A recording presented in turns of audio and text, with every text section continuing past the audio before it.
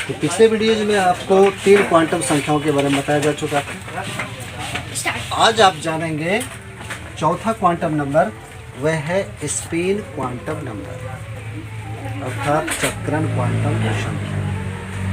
ठीक है, पहले तो आप जानेंगे चक्रण क्वांटम संख्या है क्या। दूसरी बात, चक्रण क्वांटम संख्या के कितने मान होते हैं, और तीसरी बात, चक्रण क्वांटम संख्या का क्या मान है ना। तो आइए पहले जानते हैं कि ये चक्रण क्वांटम संख्या अर्थात स्पिन क्वांटम नंबर क्या है। ठीक है, पहली बात, स्पिन क्वांटम नंबर को एस से सूचित किया जाता है। किससे? एस से सूचित किया जाता है। ठीक है, अब आइए एस का मान। एस का मान एम के मान पर निर्भर करता है। ठीक है, एस का मान किस पर निर्भर करता है? एम के मान। अब ये एम क्या है? ये एम मैग्नेटिक क्वांटम नंबर है। ये एम क्या है? Magnetic quantum number, quantum number. तो प्रत्येक एम के मान के लिए, ठीक है, प्रत्येक एम के मान के लिए एस के केवल और केवल 2 ही मान। प्रत्येक m के मान के लिए s के केवल 2 ही मान होते हैं। कौन कौन? एक प्लस हाफ और दूसरा माइनस हाफ। ठीक है, m के प्रत्येक मान के लिए s के केवल 2 ही मान होते हैं। कौन कौन?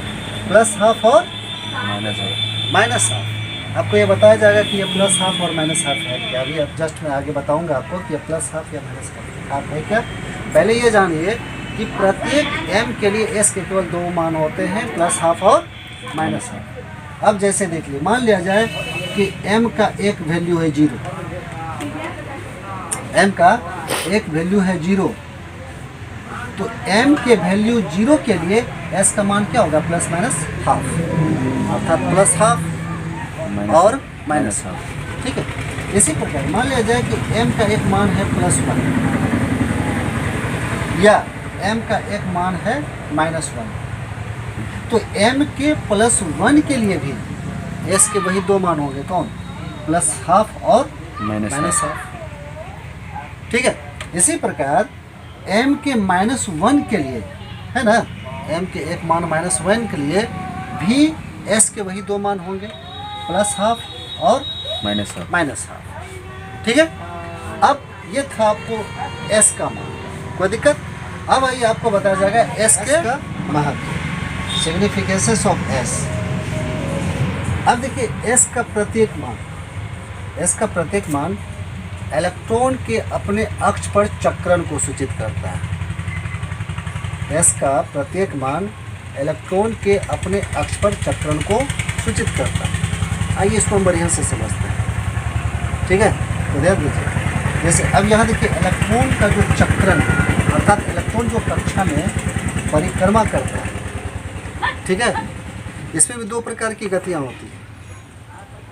यहाँ पर इलेक्ट्रॉन जो अपने अक्ष पर, है ना, इलेक्ट्रॉन जो कक्षा में, नाभिक के चारों ओर कक्षा में चक्कर काटता है, इसमें भी 2 प्रकार की गतियाँ होती हैं। जैसे आप ज्योग्राफी में पढ़े होंगे कि पृथ्वी सूर्य के चारों ओर परिक्रमा कर। अब पता है आपको कि पृथ्वी जो सूर्य के चारों ओर परिक्रमा करती है, इसमें 2 प्रकार की गतियाँ होती हैं। कौन कौन? अब देखिए मैं आपको बता रहा हूँ। मान लीजिए कि यह सन है और पृथ्वी अपने अक्ष पर चक्कर काट रही है। ठीक है, तो पृथ्वी जो सूर्य के चारों ओर परिक्रमा करती है, इसमें 2 प्रकार की गतियाँ होती हैं। कौन कौन? एक घूर्णन गति और दूसरा परिक्रमण गति।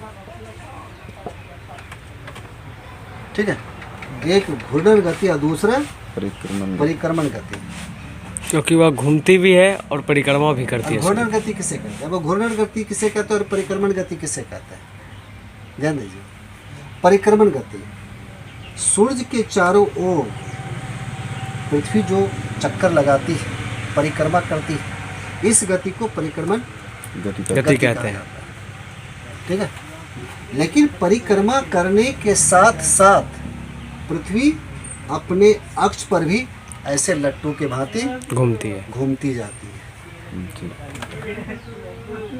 तो पृथ्वी जो अपने अक्ष पर घूमती हुई गति करती है, तो पृथ्वी के अक्ष पर घूमने की गति को घूर्णन गति कहा जाता है। अब इन दोनों गतियों के कारण दो प्रकार के भौगोलिक वातावरण का निर्माण होता है। एक पहला कि दिन और रात। दिन और रात किस गति के कारण होता है? दिन और रात इसी घूर्णन गति के कारण होता है, कारण उत्पन्न होता है। जब आपकी पृथ्वी घूमते घूमते सूरज के सामने आ जाती है, तो उस हिस्से में दिन हो जाता है और पिछले हिस्से में रात। फिर पिछला हिस्सा जब घूमते घूमते सूरज के सामने आ जाती है, तो वहाँ दिन हो जाता है और फिर उसके दूसरे हिस्से में रात हो जाता है। ठीक है, तो घूर्णन गति के कारण ही दिन और रात होते हैं। अब आइए, ये दूसरा है परिक्रमण गति। इस परिक्रमण गति के कारण मौसम में परिवर्तन होता है। जाड़ा, गर्मी, बरसात, ये जो मौसम है, मौसम में परिवर्तन किसके कारण होता है? इस परिक्रमण गति के कारण। ठीक है, तो जिस प्रकार पृथ्वी के सूरज के चारों ओर पृथ्वी की गतियां होती हैं, उसी प्रकार ये इलेक्ट्रॉन भी नाभिक के चारों ओर गति करते हैं। ठीक है, इसमें भी दो प्रकार की गतियां होती है, एक परिक्रमण और दूसरा घूर्णन। नहीं, घूर्णन के जगह चक्रण। पृथ्वी में घूर्णन गति होती है, जबकि इलेक्ट्रॉन में कौन सी गति होती है? चक्रण गति, है ना। तो इसमें जो इलेक्ट्रॉन है, यह भी अपने अक्ष पर घूमता है। ठीक है, ध्यान दीजिएगा, यह भी अपने अक्ष पर घूमता है, लेकिन पूरा नहीं घूमता। जैसे पृथ्वी अपने अक्ष पर पूरे घूम जाती है ना जी, इलेक्ट्रॉन अपने अक्ष पर पूरा नहीं घूमता है। यह केवल हाफ चक्रण करता है। हाफ, जैसे कि यहाँ से यहाँ तक और फिर यहाँ से, अच्छी तरह में दिखाया गया है जी। ये हाफ चक्रण को दिखाया गया, मतलब यहाँ से यहाँ तक, फिर यहाँ से यहाँ तक। ये दो प्रकार के चक्रण, एक होता है एंटी क्लॉकवाइज और दूसरा होता है क्लॉकवाइज। एंटी क्लॉकवाइज मतलब वामावर्ती, नहीं मतलब इस ओर से इस ओर, यानी दक्षिणावर्ती से वामावर्ती, एंटी क्लॉकवाइज। और दूसरा जो होता है क्लॉकवाइज, मतलब दक्षिणावर्ती। क्या होता है? दक्षिणावर्ती। समझ गए? दो प्रकार के स्पिनिंग होते हैं, एक एंटी क्लॉकवाइज और दूसरा क्लॉकवाइज। अब ये जो एंटी क्लॉकवाइज स्पिनिंग है, उसे -½ से दर्शाया जाता है, और जो क्लॉकवाइज स्पिनिंग है उसे +½ से दर्शाया जाता है।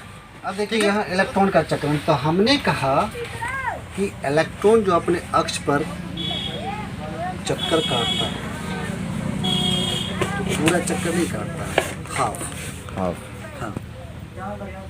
हाफ स्पिन करता है।